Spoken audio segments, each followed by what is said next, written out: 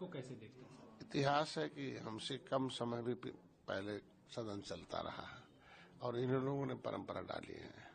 उत्तर प्रदेश सर्वोत्तम प्रदेश बने, इसके लिए माननीय योगी जी की सरकार योगी 2 मैं धन्यवाद देता हूं कि जितने भी जैसे अनुपूरक बजट का सत्र है तो जो योजनाएं हैं वो सही ढंग से सही समय पर लागू हो जाए, उसके लिए जो बजट कमी होती है उसे पूरा किया जाता है।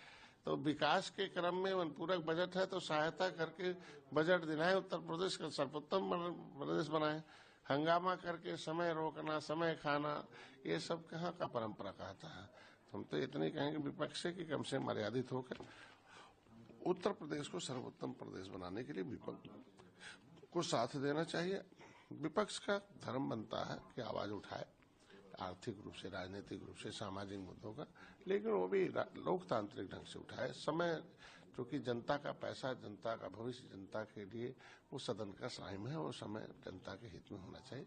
अब विपक्ष अगर कुछ अच्छे काम किया हो, विरोध तो ठीक है, कुछ नीतियों पर विरोध होना चाहिए। जो अच्छे काम है उसका प्रचार करना कि मैंने इतने साल से इतने अच्छे काम किया था, इससे जनता संतुष्ट थी, उसे आगे बढ़ करना चाहिए। काम तो अच्छा किया होता तो जनता जनार्दन है, जज है, फैसला उनके पक्ष में लेती।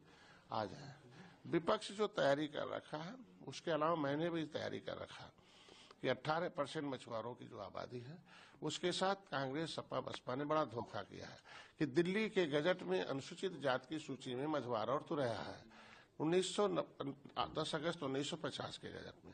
उत्तर प्रदेश में 1994 में इन लोगों ने जो उत्तर प्रदेश लोक सेवा आयोग अधिनियम SC/ST OBC आरक्षण अधिनियम 1994 के में इन जातियों को क्यों दिल्ली में तो रहा था अनुसूचित जाति की सूची में, जब संविधान में है तो OBC में तो रहा क्यों डाल दिया? इनके मतलब उनका हिस्सा लूटना था, राजनीति लूटना था उनका।